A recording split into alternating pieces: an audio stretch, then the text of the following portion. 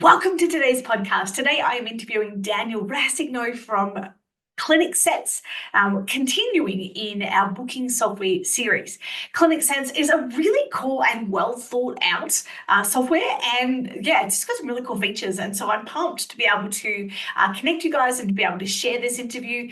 He has been a web designer, web developer, and studied computer science, and he's just a really, really cool guy who partnered with his cousin to create ClinicSense. So yeah, super pumped to be able to share with you a little bit about this software and show you all its features, and I guess once again hear the story behind this incredible piece of software and platform out there. Welcome to the podcast, Daniel. Thanks so much for having me. Do you want to share a little bit about who you are and the incredible work that you do at ClinicSense? Absolutely. So I'm one of the founders of ClinicSense. We've been running the business for 12 years now. And when I say we, my business partner is actually my cousin Michael. So we started the business together, many years ago now. And the origin story of ClinicSense actually comes from Mike. So at the time, he was working with a marketing company that was helping small healthcare practices build up their clientele. And we're talking 12 years ago now. So we're talking about some pretty old school stuff, postcards, door hangers, things like that. And the business that he was working for, their number one moneymaker was what they called a recall card. And so what this was, it was a postcard that would go out to the patient or the client to remind them that it has been, 3 months, 6 months, a year since their last appointment, and it's time for them to book again. And so there were several businesses spending hundreds of dollars a month on these cards, and they were effective, so they continued to spend that money. Um, but Mike felt, you know what, there's probably a way that we can do this for a little bit cheaper with email, especially once you consider not just the cost of the printing of the postcard, but the postage as well. So it was quite expensive for their customers. And the thought was, okay, let's do this by email instead. So that was kind of the starting point for ClinicSense was, okay, let's transition this postcard to an email. It's going to be way cheaper for these people, and we'll go from there. And so what we had to do is we had to take a step back from there and say, okay, well, we need to know when to send this email. So therefore, we need to know when the appointment was. So our little idea for recalls was now recalls and a calendar. And you know what? If we were going to do a calendar, we would work in online scheduling and appointment reminders. And that's where we drew the line. We know in building a business, you got to kind of decide what the MVP is, the basic version of the product, and see if people are interested and go from there. So that's what we did. We started out just with that little feature set, and we went to a couple conferences and tested it out, got some feedback, and the rest is history. But we'll get into the rest of the history soon, I'm sure. That is an incredible story. And I love, as you said that, I used to work at a chiropractic clinic 24 years ago. And I reckon that they did that. They did the call out cards. And I totally forgot. It's like dusting off a memory in my shelf. Like, wow. Yes, that's right. We would post them out. And it is so expensive and so clunky. I love that. And so what, can I ask, what's your backstory? Like, how do your skill set kind of fit into this incredible idea as well? So my background is more on the technical side of things. So, this is the reason that Mike approached me is I went to school for computer science. I had been working a job kind of in the software startup space, a job that I was ready to leave at the time. And so the timing worked out well for us. I was available to do it. And, we first got started, we put the idea together on paper. And you know what? In the end, we decided that we would hire a developer to bring on um, someone much better at building an app than I would be. And actually, his name is Owen. He still works with us today, 12 years later. But the team, of course, has grown. So the team, we're up to 15 people now.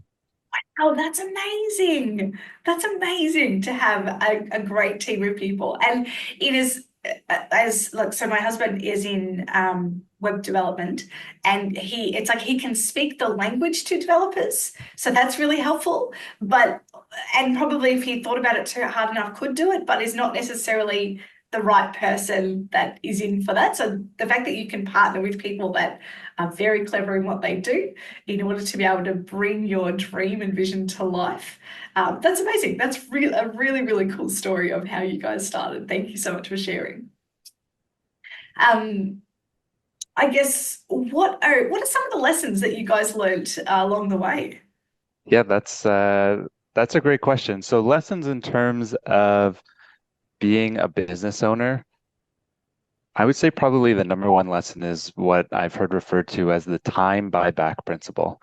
So essentially, you're starting a business, and the things that you have to do pile up and they pile up and they pile up until you have no time left. So the concept of the time buyback principle is, well, use the money that you're making in order to buy back some of your time. And so what I've learned over time as the owner of the business is that it's my responsibility to slowly fire myself from every job in the business. So, for example, both Mike and I started out doing design, customer service, marketing, sales. And so I've learned that I have to fire myself from all of those roles. And the advantage of that is that every time I've hired somebody to replace myself, they're better at the job than I was. So it serves the company better, but it also serves our customers better because the team that we put together is able to do so much more for our customers than we are able to do on our own. And then from there, I would say that the the second thing that I've learned is that that really is ultimately my job. Is my job has become building the team, and then the team builds the business. Yeah. Is there any, and I so agree with that. I think I literally did a webinar this week and we talked about an org chart where it's like your name's on everything when you very first start out. You're like, look at the CEO, that would be me. The marketing, that would also be me. The delivery, that is me. The customer service, the finance, all of it, it's all got my name or my business partner's name. And I was like, oh. When it comes to growing culture, what are some of the things that you guys intentionally go after? Well, we're a remote first business, which means that our team is scattered across the world. So being remote first is a big part of our internal culture. It means making sure that everybody has the opportunity to take advantage of working from home. So, it kind of depends on the role you're in within the business. For example, customer support, they really do have to be at their computer and ready at all times. So they end up with a little bit less flexibility than the rest of the team who can step away from the computer. Um, and so, we really try to lean into those advantages. If it's easier for you to go shopping at 2 o'clock in the afternoon than it is at 5:30, then you go and you do it. And so when we're hiring and adding people to the team, we're looking at people that highly value remote work culture and all that comes along with it, but at the same time working in opportunities throughout the week to have some social time with each other. Because ultimately, you do want to know who your coworkers are and what interests them and how you can connect with them on a level outside of just work. So, we value that time together. We have a full team call in the middle of the week each week where we'll get updates from every department within the company. So everyone's fully aware of what's going on. We'll spend some time playing an online game. We have 4 or 5 that we go to and play together. And just recently, we started this concept of water cooler chats where each person on the team is paired up with somebody else, and they'll schedule 30 minutes that month just to get together on Zoom or Google Meet and just chat. They choose a few different topics, chat, and get to learn about each other. And that's been a real big hit so far. So I'm really happy to see, the team come together around those things. Yeah, I think that it's so vital. We're also a geographically diverse team, and it can be really strange to be like, I interact with these people every day, but actually I don't really know what's happening in their lives. And so again, we've also had to go after really intentionally getting to know people and like intentionally creating a culture where you can connect like that. And I think that sounds great. But like, I'd love to know the games. Maybe we've been- I'll send you some links after that the sounds call. I love that. We did a lot of that in COVID, with family over Zoom playing games and things like that. So good. And it does create that spontaneity and creativity. And from there, often that increases productivity, especially when people feel connected and got. So that's really powerful. Um, is there anything that you would change or do differently now, knowing what you know? There have been many things that we have tried and failed at, many things. And so sometimes I think I'd like to go back and change that. But I thought about it a bit deeper and thought, you know what? Each of those failures was probably a lesson to get us to where we are today.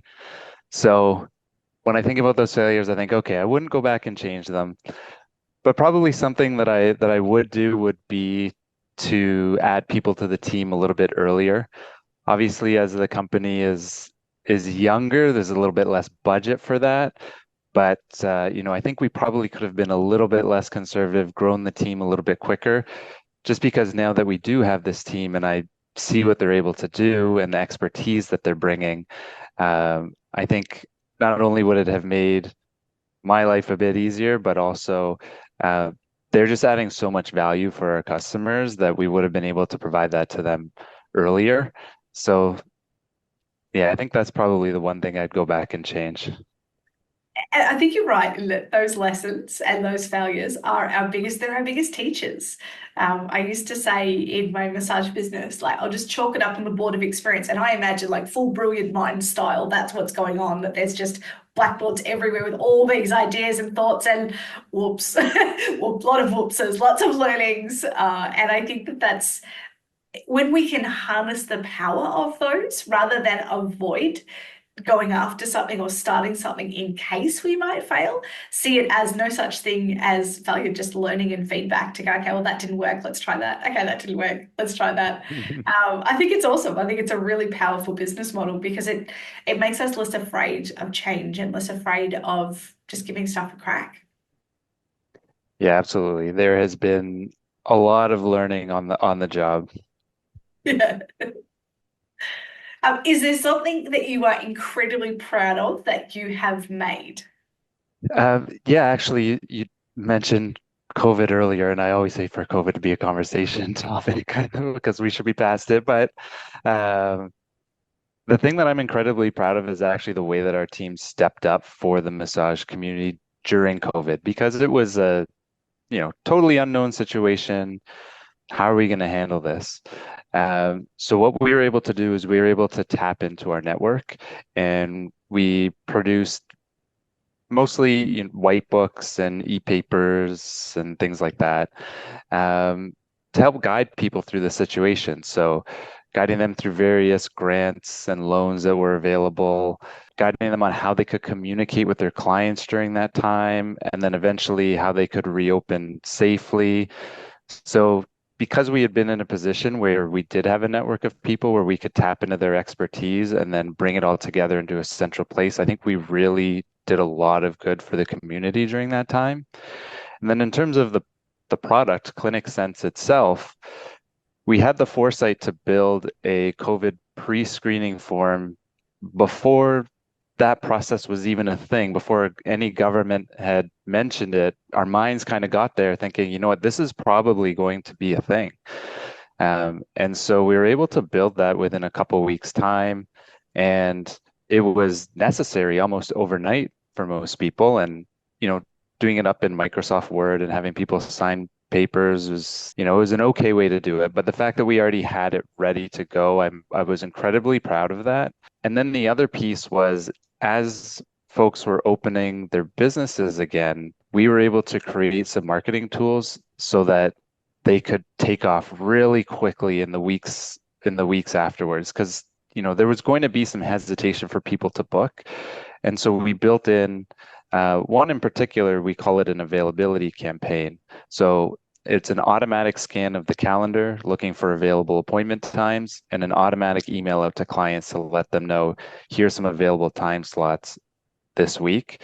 And people will scoop them up quickly because, they're often not planning 3, 4 weeks in advance. It's, here's an opportunity to book a massage. You know what? Yes, I'm in the mood for one this week. I'm going to take it. And so as people were opening again, we were helping them fill these time slots.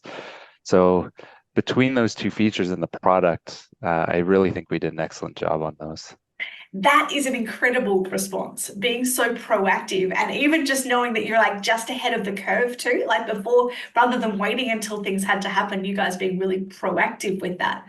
It sounds like like, not only are you really proud of it, but it sounds like it's part of the culture that you've intentionally built into ClinicSense. And what a great feature. Like that's a really cool feature to scan calendars and automatically send emails out. It reminds me of stories that we use on social media to go appointments available, but it's in your booking software. So not even like I have to go onto the story and start to write this time, this time, and this time, and here's the link. Actually, into people's email inboxes who are already part of your network. Like that's cool. That's really cool. I love that. Thank you. And in terms of like all the usual suspects, like let's talk actual tactics of the features of the words.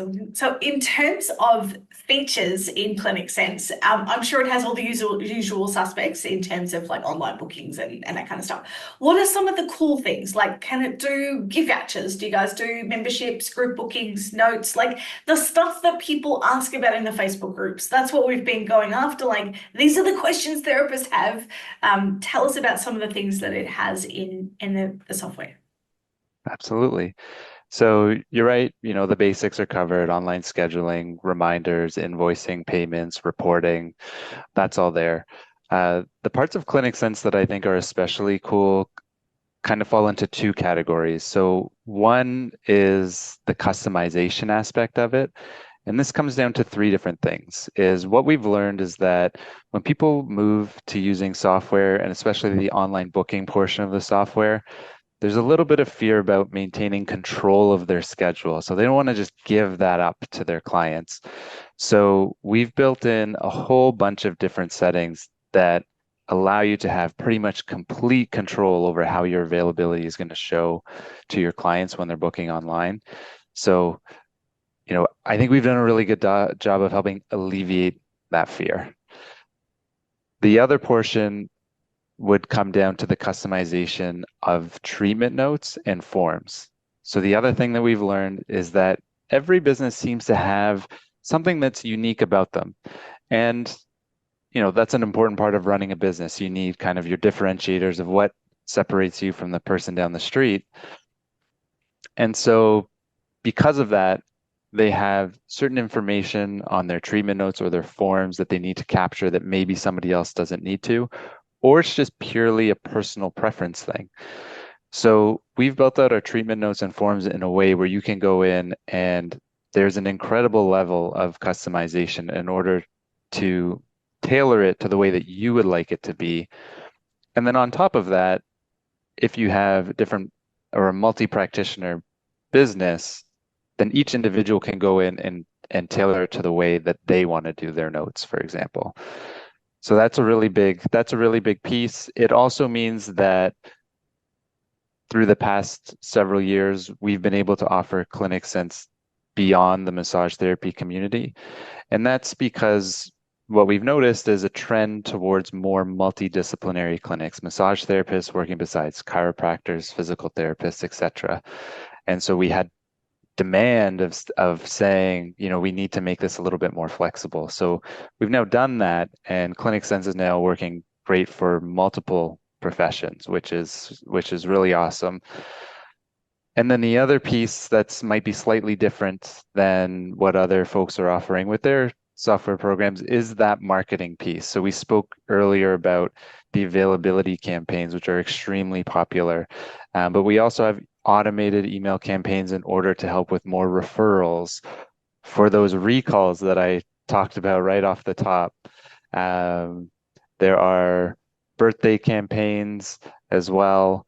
And then we have an area where you can design a newsletter and you can send it out to all of your clients. And on top of that, it also includes segmenting. So you can say, it only send to people that booked a certain appointment or have seen a certain practitioner.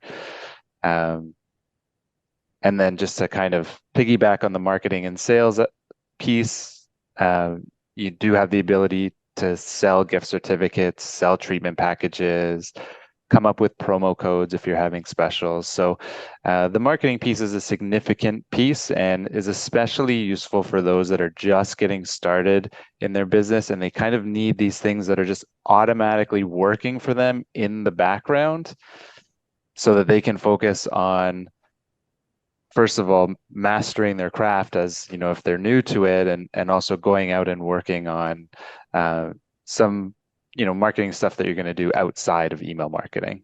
Yeah, and that is, you have clearly done your homework with your audience because these are the things we hear. There are so many specific, "Oh, but I want my form to say this thing." And, it's such a small detail, but it's so important to some people that it says it this way, or that it's this bit first and then this bit in my form, not this bit. And then it's like, oh my gosh, okay. So the fact that you have made it fully customizable, I'm sure that the people that are using ClinicSense love that element of being able to customize the things to the level that they want. Like I said, you've clearly done your homework and listened to your audience. And like I said, as we grow, often our needs change. So a solo therapist who's just stepping into some booking software and scheduling software is going to have very different needs to somebody who has a multimodality clinic that is working alongside other practitioners. And the fact that it can be customized across a clinic. So it's not just customized for the business, it's customized individually for the therapist. Oh, that's gold. That's gold. And can include some marketing and gift vouchers. That's like a whole package in all in one. And like, we know how tricky that can be sometimes. So well done to you guys and your development team for being able to include all of that in one place. That's amazing. Oh, thank you so much. Do you have a 10-second elevator pitch? Yeah, I mean, we keep it pretty short and simple and just say switch from paper client files to online soap notes and intake forms, and you'll never feel more organized. Love that. It's gold. That's beautiful. That's absolutely beautiful. Tell us, why should someone choose ClinicSense as their booking software or scheduling software? Well, as I previously mentioned, the customization aspect is such an important piece, and the marketing section as well. But I think something that we're especially proud of, and probably one of the biggest reasons folks should choose us, is that we've now won a Best Ease of Use award through Capterra 4 years in a row. So, you know, we have a pretty deep understanding that most of our customers work with their hands and not with computers or tablets. So it's really important to us to find that line between having lots of options and customization so that you can tailor it to yourself or your business, but also making sure that it's intuitive and easy enough to use that any folks that feel like they're not tech savvy are not intimidated by the program. So the ease of use aspect is really important to me and to the team. It's something that we really do focus on.